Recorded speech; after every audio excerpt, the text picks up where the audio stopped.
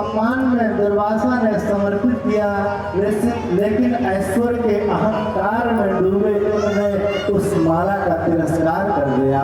माला को उतार कर अपने ऐरावत के मस्तक पर रखा और ऐरावत ने अपने सोंड से उठाकर देखते ही देखते पूरे माला को कुचल दिया। और जैसे कुचला, दुर्वासा क्रोधित हो गए और श्राप दे दिया कि जिस ऐश्वर्य के अधिष्ठात्री लक्ष्मी की कृपा से तुझे इतना अहंकार है, मैं श्राप देता हूं तो स्त्रीहीन हो जा। जैसे यह बात दैत्यों को पता लगा, दैत्यों ने चढ़ाई कर दिया स्वर्ग में और सभी देवता दैत्यों के पराक्रम के सामने पराजित होकर इधर उधर कंदराओं में जाके छुप गए, इधर उधर कंदराओं में जाके छुप गए। विधाता ब्रह्मा के पास पहुंचे कि मेरा स्वर्ग कैसे मिलेगा। ब्रह्मा जी ने कहा, तुम ऋषियों महात्माओं संतों का अपमान करते हो, इसलिए मैं कुछ नहीं कर सकता। चलो भगवान नारायण के पास चलते हैं।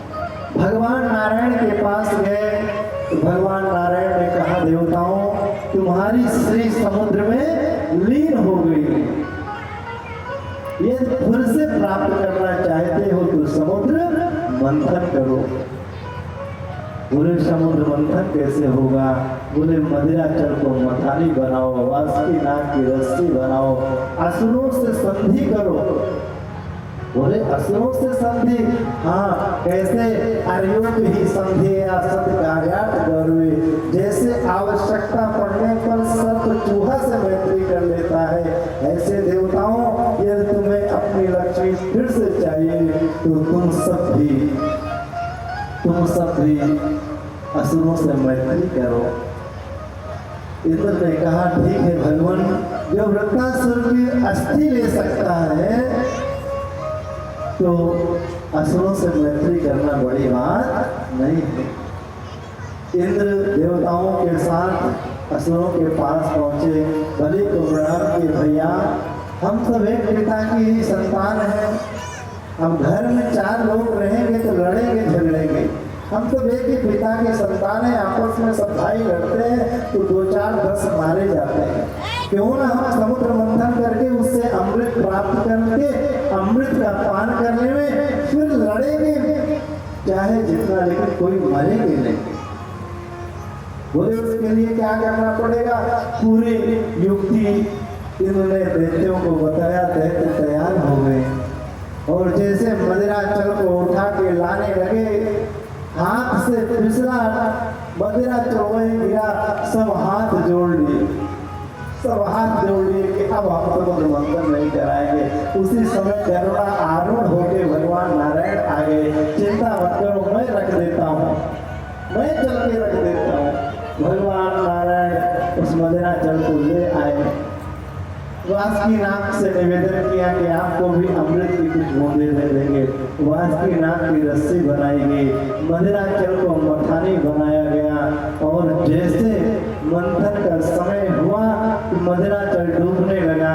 देवश्री नारद प्रकट हो गए, लगता है भगवान गणेश का पूजन नहीं हुआ है। इधर बातों में उलझा लिए और भगवान से प्रार्थना की कि सरकार इस कार्य को सफल कीजिए। उसी समय भगवान नारायण ने कच्छप अवतार ले लिया। लोग कच्छप भगवान, देवता बोले कि हम मुख की तरफ रहेंगे, दैत्य बोले नहीं, इस सर्प के अमंगल स्थान पर हम नहीं लगेंगे, मुख की तरफ तो हम रहेंगे। भगवान ने कहा त्याग शांति, त्याग में शांति। एक काम करो, तुम ही पूछ की तरफ लग जाओ।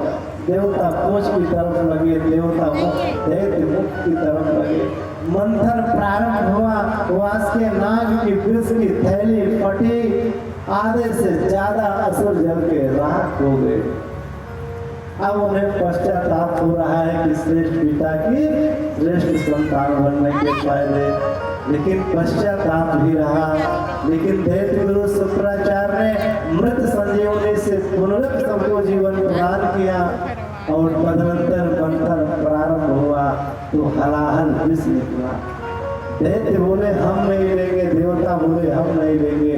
बोले कोई नहीं लेगा तो प्रलय हो जाएगी। बोले इसको तो केवल एक ही पान कर सकते हैं, कौन?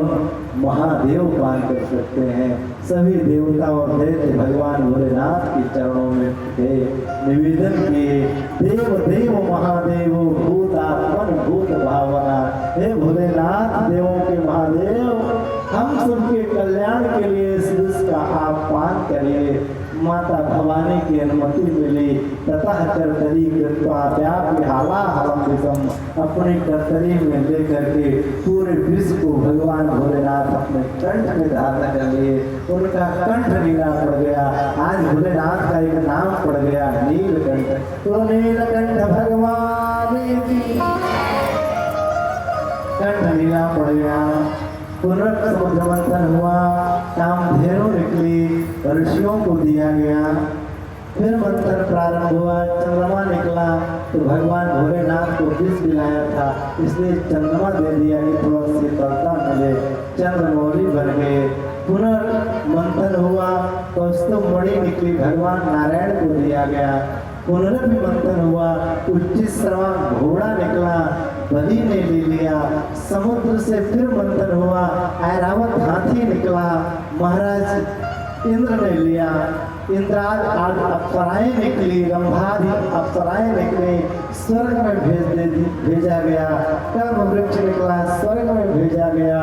और जब 8वीं बार मंथन हुआ, ततस्ताविर्भूत साक्षात् श्री रमा भगवत्परा रंजयंतीम दिशा कांतिम विद्युत सौदामणि।